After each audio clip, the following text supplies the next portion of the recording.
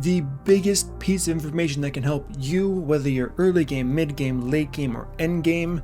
This information really helps shape people's accounts significantly going forward, because you're going to do it not every single day, but very often in this game. So without further ado, let's get right into it.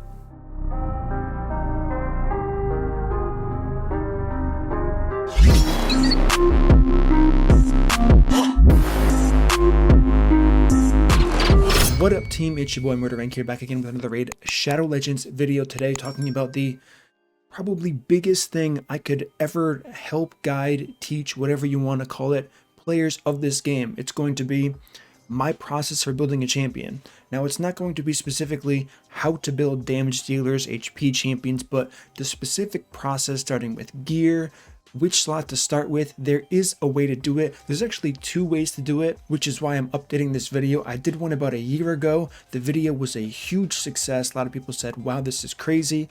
Thank you for showing me this. Now I'm going to do it, and I'm going to show you two different ways that I found in the past year. One way being not more efficient, but not as general as the first way. So first off, I do want to show you the general way of doing it that I covered in the last video on how to build a champion. So here we have Armiger here. I'm going to be using Armiger for an example here. Uncommon, defense-based, sacred order. What piece of gear do you start with when you gear a champion? Is there a right answer? Opinion-based, right?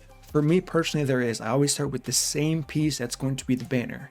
So we're just going to go ahead. I'm going to gear this guy like I would gear any champion. I'm going to show you, and I'm going to explain the process to you why I do this. So first of all, why do I start with the banner? The banner is an easy piece of gear for every single champion, because you start to set the tone with how much speed it's going to be on the champion.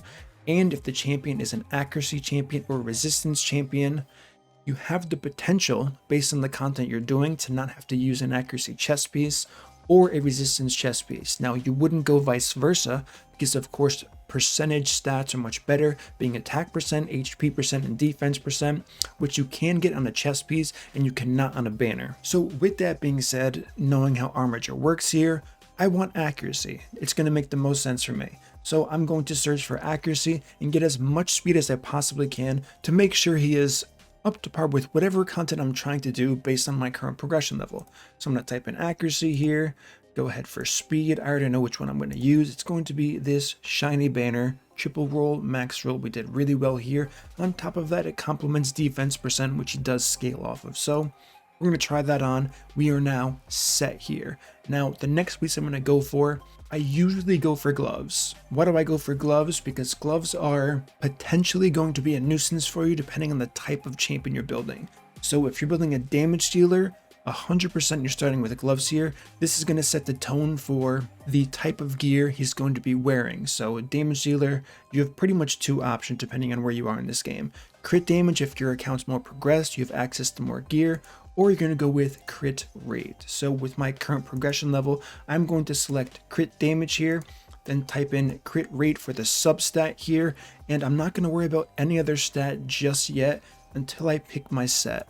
So it comes down to what type of content am I doing. If I'm doing something that's fast paced and I'm not running a turn meter booster, I'm always going to go with speed set. If I'm going for more along the damage lines and I want to really maximize enemy max health, I'm going to go for crit damage. If I don't want to invest fully into enemy max health, want to get a little bit of damage here and there, I'm probably going to go with either relentless gear for extra turns, something like savage into, I don't really think I need too much ignore defense, so it would be savage into something like resilience gear would be good, HP and defense, giving me a little bit of survivability in the buffer there. And really quickly, one reason why I went accuracy first, as we can see, I have 176 accuracy based on Great Hall, Faction Guardian bonus, and now this banner here. So I know that for most content as far as dungeons go, I can cap out my accuracy requirement with one perception set, which would be huge, which is why I can also elect to go with this. So that's what I'm going to do right now here. Now I can go through the pieces I have here, look for any double benefits I have. So one of them has a double crit rate roll. One of them has a single crit rate roll, speed and defense percent. So it's going to be between the two here. I think the legendary one is a clear choice despite not having defense percent here. So we're going to go ahead and try this on. Now, one thing you have to know, and this is kind of an extra step that Technically it doesn't have to do with gearing, but as far as building a champion, you need to know this. Either do your masteries first, or make sure you never forget when gearing that your masteries aren't done. Things like Lore of Steel, the extra 5% crit rate, the 10% crit damage, resistance, defense, accuracy, all of these things, you have to know them. So I personally always do masteries first, just to get it out of the way. Some people prefer not to do that, because I don't really know why, but I can't say that there's anything wrong with doing that. It's completely up to the user and the player of the account, which one is better for you. Like I said, for me personally, I found it way easier to just fill out the mastery tree the way you want to master that champion and then build the gear. If you end up with 105% crit rate, you lose out on 75 attack, right? I'm not going to say that's nothing, but it's much safer to be in that scenario than the opposite, where you're not crit capped because you thought you had the 5% mastery left and you didn't realize you did already, or you didn't compensate for, and there's just so much that can go wrong. So I just always get it out of the way first, then build the champion with gear as the final thing. I know gear is more customizable and masteries, it does cost gems to reset, but for me, and now that there's a fitting room especially, I don't think there was a fitting room back when I first did this video, so there was more of an argument to not do masteries first then. The fact that we have a fitting room, you can just keep swapping pieces of gear around over and over again until you can compensate for whatever masteries you did in fact pick here. So now they went for gloves. What am I going to do next? It's going to be the speed boots. Speed boots are another extremely sought after item for pretty much every single champion, and you can really shape how things are going to work for the champion based on the substats of the speed boots. Now, I'm not going to say everyone's going to have 193 speed boots available to them like I have. Of course not, but I think speed boots are a great place to start because this is another very limited part of the game here. So knowing what you're up against is going to be good ahead of time. So for me, I definitely need crit rate here, and I'm going to be looking in the perception set, because the other set I'm going to use probably is going to be Savage gear. Now, I personally know my gear pretty well, and I know I don't have the best Savage gear here. This is also going to, as we talked about before, going to cover the accuracy requirements that I do need. So I can go for 70 depending on the content. If I quickly try this on from Lady Kimi, 255 is good for every content besides Doom Tower and Hydra. So I'm set for everything, no matter where I want to use this guy. So with that being said, I'm probably going to stick with this. It's not the most amount of crit rate I can get on this champion as far as the boots I have available to me for. And personally, I do know for a fact that I'm going to have other pieces with accuracy in it. But just to be safe, actually, we're not here to be safe. We're here to be risk takers here. So let's go for the most amount of crit rate we can get here. And we can focus on the accuracy because we left the necklace as well. This is why I'm doing the necklace kind of towards the end, because you can get a lot of substats in the neck piece to fill out that remaining little gap of resistance, accuracy, whatever you really need by saving that and not doing that too early. So with that being said, I can now click on the 3 pieces here, which is why I love this system. And I know I can head straight to Savage gear, which is going to be the gear set that I'm going to be looking for. And these new drop downs, they're definitely a huge help for sure. So with that being said, I'm going to search for crit rate in the substat, crit damage, speed. That's going to be my main 3 things I'm looking for. Now we reclose this, reopen up Savage gear. Where are you, my friend? Here. Okay, so now, of course, defense is going to be ideal here. Here we have a defense piece perfectly, so we're just going to go ahead and commit with that one. The next thing we're going to look for is going to be a shield. Now, why did I do a chest first? This is where, once you get the main 3 pieces, the main 3 being the banner, gloves, and boots, you have lots of room, right? This is going to be, there's no right answer for which one comes first here. I like to do chest. I think that's the most obvious pick. Bottom row specifically is I would always go first if for some reason you want to go out of order, but that's going to be the separate topic that I'm going to talk about where you can use this method here. Now all I'm really focusing on is filling out the crit rate, over capping it, then going back, and I'll show you what I mean by going back. So here we have perfect stats for a champion like this. This one has attack, so I don't want that one. Unfortunately, it's the only one I have. So, like I said, we're just going for straight attack here. I know I'm at 110%. Relax, relax, relax. Now we're going to be looking for Anything HP can be good, speed can be good, crit damage can be good. We do have a little bit of accuracy on the one that Mashald had, so I'm going to go ahead and commit with this. So now I'm going to look at my champion, 122% crit rate. So instead of recustomizing everything with the pieces I have in front of me, I'm simply going to deselect crit rate and close down this drop down again.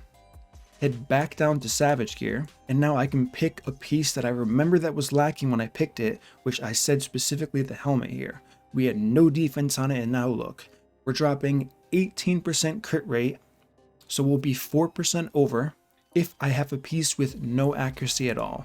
Moving on to the shield now, I have 17, so minus 17, which means I have 5% crit rate if I go with the shield with no accuracy. If I go with the shield with no crit rate, and then finally moving on to a weapon here, I go minus 12. So most efficiently, I mean, it's going to depend on your gear, of course, but I'm going to look for helmets first, see what I can do here. So crit damage is severely lacking, so any piece I can find with the biggest benefit, so there's a double roll there, that's going to help me out a lot here, and we have defense in the substat. This piece is going to be a home run for sure. Now I click try on, game set match. 104%, I am a little bit over, but that's fine for me. Defense, not crazy, but it's better than nothing. Plus, we do have to finish off the accessories. So now is where, like I said before, if I have to cap off the accuracy, which I do, I'm going to do that here. So we type in crit damage first, then accuracy, and we just look for the most crit damage accuracy combo we can find that I need. If I don't need it, I'm not going to click on it here. Defense would be the ideal second stat. Boom, this one's way too much, but we're just going to use this anyways. So now with that being said, we shot all the way up to 286 accuracy. Way too much for the content I'm personally doing. So defense percent, then a defense ring here. And we are going to be good to go. So we have a double roll there. We have nothing good there. Double roll, plus it's gemmed. Plus it's glyphed, so that's going to be a good thing for sure here. You know what, we're just going to go with this one. 18 plus 2, 18 plus 2. No rolls. Okay, we're just going to commit here. So this is what a finished product is going to look like based on the gearing process that I find the most beneficial for the general population of players here. If you follow this, you're going to notice that your gearing process, I mean, once you get this as like backhand knowledge, it's going to take you 2 seconds to gear a champion.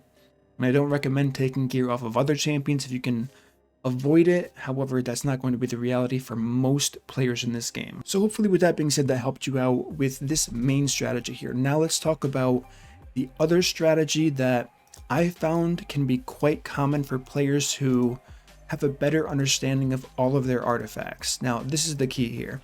If you're someone who doesn't know what your best pieces of gear are, this isn't going to be the strat for you. The one I just showed you is going to be. But if I can say, what's your best HP percent gloves, if you know what set it's in, what the substats are, it's decently common because some people are fairly invested into this game, then this is going to be the one for you. What you're going to do is you're going to ignore the starting off with the banner. You're still going to want to prioritize the order of the last one. So banner, gloves, and boots. However, what I want you to do is I want you to think about what gear set's going to go on this champion first. Plan that in your head. Say, okay, Armiger, I'm going to do a relentless gear set. And then say, what's the best standout piece of gear of relentless that I know that I have? Now for me, I know for a fact it's these gloves right here. Triple crit rate plus accuracy. So what I'm going to do is I'm going to pick one piece of gear that's above and beyond, and I'm going to build the entire kit around this, keeping in mind that I'm going to stay with the same kind of thought process. So if the piece of gear was a chest piece, I'd put the chest piece on, then start banner, gloves, boots. If it was necklace and ring, don't ever do that, even if it's a quad roll. Those are irrelevant pieces to the total building of a champion. If it's a triple or quad roll, weapon, helmet, shield, chest piece, like I already said, or if it's even boots, start with that one base piece that you know is for this champion, perfect stats, you have the best rolls on it, and just go with it. So lock it in there. And if you have multiple, feel free to do that. I know for a fact I have this piece right here, which is a triple roll for accuracy, so bam. Now I'm already 2 pieces in before even starting my process, just because I know my account very, very well. So with that being said, that's when I would go back and kind of do the same process over again. I'm not going to show it to you because I kind of just did. I'm going to put the banner on, then I'm going to go for the chest. Then we're going to decide what the non-relentless set's going to be.